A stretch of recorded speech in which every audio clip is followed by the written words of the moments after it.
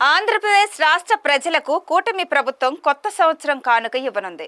ఇదేదో సంక్రాంతి కానుక మాదిరిగా ఉంటుంది అనుకుంటే పొరపాటే. ఇప్పటికే రాష్ట్ర ప్రజలు పెరిగిన విద్యుత్ బిల్లులతో సతమతం అవుతున్నారు. ఈ నేపథ్యంలో భూములు, ఇళ్ల రిజిస్ట్రేషన్ ఛార్జీలు బాదుడి రంగం సిద్ధం చేయడం సర్వత్రా దుమారం రేపుతుంది.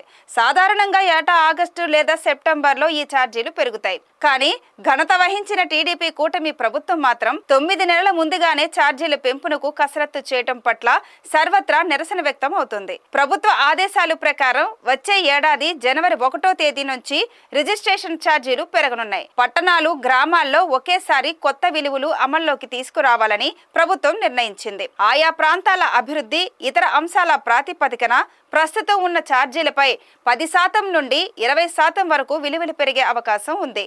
గత వైకాపా పాలనలో మాదిరిగా అసమానతలు లేకుండా శాస్త్రీయ విధానంలో విలువల పెంపు జరిగేలా కసరత్తు చేస్తున్నారు. ఇప్పటికే అన్ని జిల్లాల్లో ఆయా జిల్లా జాయింట్ కలెక్టర్ల అధ్యక్షతన కమిటీల సమావేశాలు జరిగాయి.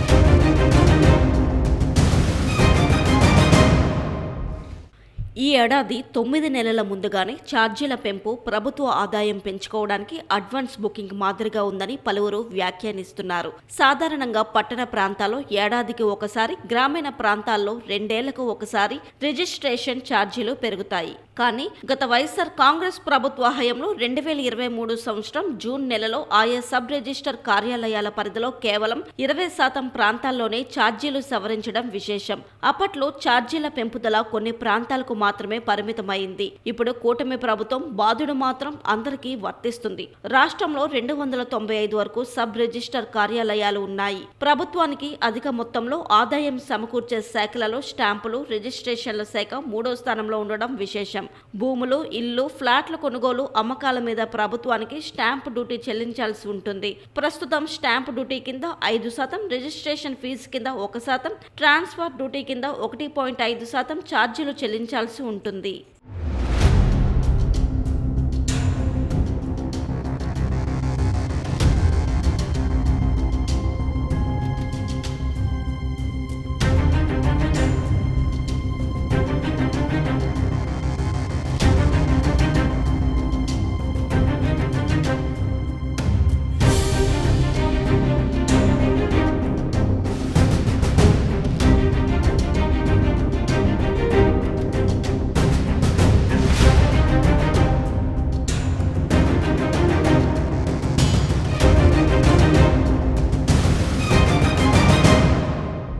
ప్రస్తుతం రాష్ట్రంలో రియల్ ఎస్టేట్ రంగం కొంతవరకు మందకోడిగానే ఉందని చెప్పాలి. విశాఖలో కార్యనిర్వాహక రాజధాని వస్తుందని ప్రచారం జరగడం, గత ఎన్నికల్లో వైఎస్ఆర్ కాంగ్రెస్ పార్టీ అధికారం కోల్పోవడం, టీడీపీ కూటమి ప్రభుత్వం కొలువుదీరడం తెలిసిందే. కొత్త ఇసుక పాలసీ రావడంతో రియల్ ఎస్టేట్ రంగం ఇంకా పుంజుకోవడానికి కొంతవరకు సమయం పడుతుందని చెప్పాలి. ఈ నేపథ్యంలో రాష్ట్రంలో 9 నెలలు ముందుగానే రిజిస్ట్రేషన్ ఛార్జీల ప్రభావం బాగానే చూపుతుందని రియల్ ఎస్టేట్ సంస్థలు కలవరపడుతున్నాయి. రిజిస్ట్రేషన్ ఛార్జీలు లక్ష్య సాధన కూడా అనుమానమే అని పలువురు వ్యాఖ్యానిస్తున్నారు. అమరావతిలో రాజధాని నిర్మాణం పూర్తి కావడానికి ఇంకా సమయం పడుతుంది. రాష్ట్రంలో విశాఖపట్నం, విజయవాడ, గుంటూరు వంటి కొన్ని నగరాల్లో మాత్రమే రియల్ ఎస్టేట్ రంగం కొంతవరకు ఊపందుకుంటుంది. కొత్త ఛార్జీల బాధుడికి భయపడేవారు మాత్రం డిసెంబర్ 31 లోపు రిజిస్ట్రేషన్లు పూర్తి చేసుకోవాలని భావిస్తున్నారు.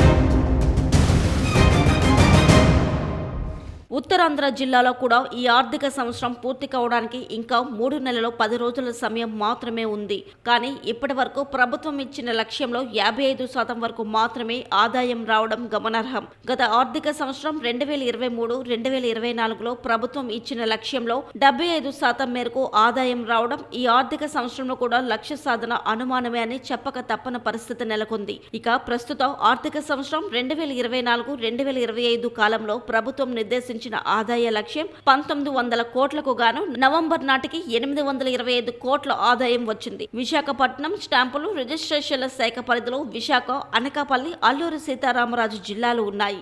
విశాఖ జిల్లాలో ఇప్పటి వరకు 660 కోట్లు, అనకాపల్లిలో 164 కోట్ల వరకు ఆదాయం వచ్చింది. విశాఖలో 9, అనకాపల్లిలో 10 వరకు సబ్ రిజిస్టర్ కార్యాలయాలు ఉన్నాయి. విశాఖ పరిధి 3 జిల్లాల్లో ఏటా దాదాపుగా 90,000 వరకు ఇల్లు, భూములకు సంబంధించి డాక్యుమెంట్లు రిజిస్ట్రేషన్ అవుతుంటాయి. ఈ ఆర్థిక సంవత్సరంలో ప్రభుత్వం నిర్దేశించిన లక్ష్యం చేరుకుంటామని విశాఖపట్నం స్టాంపులు రిజిస్ట్రేషన్ల శాఖ deputy inspector general G Balakrishna ఆశాభావం వ్యక్తం చేశారు.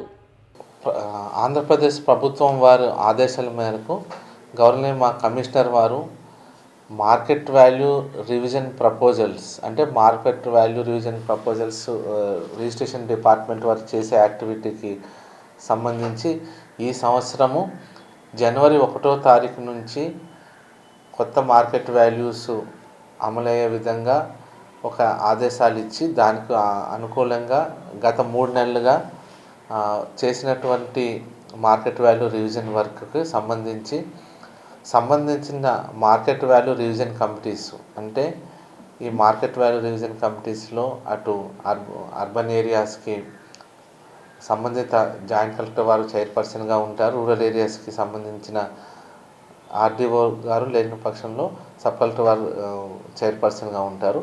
వాళ్ళ కమిటీల ఆధ్వర్యంలోనే ఈ ఎక్సర్సైజు గత కొంతకాలంగా చేయడం జరుగుతూ ఉంది.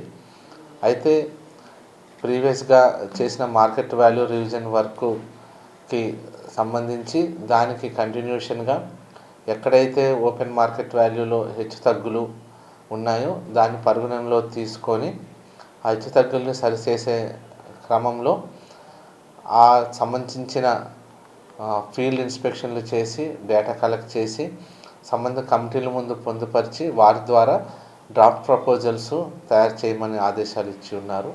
ఆ డ్రాఫ్ట్ ప్రపోజల్స్ సంబంధిత కమిటీ విశాఖపట్నం జిల్లాలోని సంబంధించిన మా committee market value revision committee chairperson అయినటువంటి జాయింట్ కలెక్టర్ వారి ముందు పెట్టడం జరిగింది. అయితే నిన్న మన విశాఖపట్నం కలెక్టర్ ఆఫీస్లోని మన జాయింట్ కలెక్టర్ విశాఖపట్నం వారు మరియు జీవీఎంసీ కమిషనర్ వారి ఆధ్వర్యంలోని తయారు చేసినటువంటి draft proposals sub register office wise వారు ఎగ్జామిన్ చేయడం జరిగింది.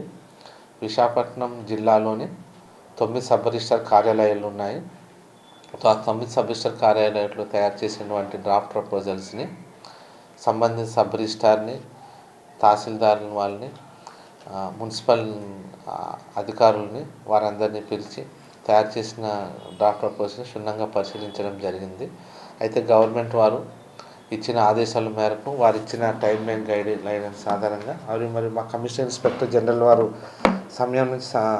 సమయం వరకు ఇస్తున్నటువంటి ఆదేశాల మేరకు సంబంధించిన కమిటీ చైర్పర్సన్ వారు ఇచ్చిన సూచనల మేరకు ఇచ్చిన టైం లైన్స్ అనుకూలంగా ఈ వర్క్ చేయడానికి మేము సన్నిధం అవుతున్నాము. అయితే ఈసారి ఈ మార్కెట్ వాల్యూ గైడ్లైన్స్ కొత్త ప్రపోజల్స్ తయారు చేసే క్రమంలో ఈ market value revision draft proposals ఈ నెల 18వ తారీఖు రఫ్ డ్రాఫ్ట్ ప్రపోజల్స్ ఫైనల్ చేయాలని ఆదేశించారు. ఆ రఫ్ డ్రాఫ్ట్ ప్రపోజల్స్ మీద నిన్న ఒక meeting draft proposals finalisation meeting ఒకటి నిన్న ఇక్కడ కలెక్టరేట్లోని జరిగింది. తర్వాత ఈ తయారు చేసినటువంటి రఫ్ డ్రాఫ్ట్ ప్రపోజల్స్ మేము సంబంధిత సబ్ రిజిస్టార్ కార్యాలయాలు నోటీస్ బోర్డు అందు సంబంధించిన ఆ జ్యూరిడిక్షన్లో ఉన్నటువంటి తహసీల్దార్ కార్యాలయం నందు, జ్యూరిడిక్షన్లో ఉన్న zonal commissioner, municipal zonal commissioner కార్యాలయం నందు అక్కడ డిస్ప్లేలో ఉంచడం జరుగుతుంది. దీంతోపాటు మాకు ఇచ్చిన ఆదేశాల మేరకు ఈ ప్రపోజల్స్ మా డిపార్ట్మెంట్ వెబ్సైట్లో కూడా పొందుపరచడం జరుగుతుంది. సో ఇక్కడ డిస్ప్లేలో ఇచ్చినటువంటి మార్కెట్ వాల్యూ డివిజన్ ప్రపోజల్స్ మరియు మా డిపార్ట్మెంట్ వెబ్సైట్లో పొందుపరిచినటువంటి మార్కెట్ వాల్యూ డివిజన్ ప్రపోజల్స్ మీద ప్రజలు వారికి ఉన్న అభ్యంతరాలు 24వ తారీఖు వరకు సంబంధిత సబ్ రిజిస్టర్ కార్యాలయం నందు కానీ, తహసీల్దార్ కార్యాలయం నందు కానీ, జోనల్ కమిషనర్ కార్యాలయం నందు కానీ, లేక జిల్లా రిజిస్టర్ కార్యాలయం నందు కానీ, డిఐజీ రిజిస్ట్రేషన్ స్టాంప్స్ అంటే మా కార్యాలయం నందు కానీ వారి యొక్క అబ్జెక్షన్స్ దాని మీద మాకు ఇవ్వవచ్చు. అటు వచ్చిన అబ్జెక్షన్స్ని ఇన్స్పెక్షన్ చేసి ఎగ్జామిన్ చేసి దాని అనుకూలంగా మార్పులు చేర్పులు ఏమైనా ఉంటే చేసి దాని అనుకూలంగా డ్రాఫ్ట్ ప్రపోజల్స్ మళ్ళీ 20 తారీఖుల్లో ఫైనల్ చేయడం జరుగుతుంది. చేసిన తర్వాత 27వ తారీఖు ఫైనల్ ప్రపోజల్స్ తయారు చేయడం జరుగుతుంది. అటు తయారు చేసిన ప్రపోజల్స్ గవర్నమెంట్ వారికి సమర్పించడం జరుగుతుంది. తదుపరి చర్య దాన్ని బట్టి తీసుకోవడం జరుగుతుంది.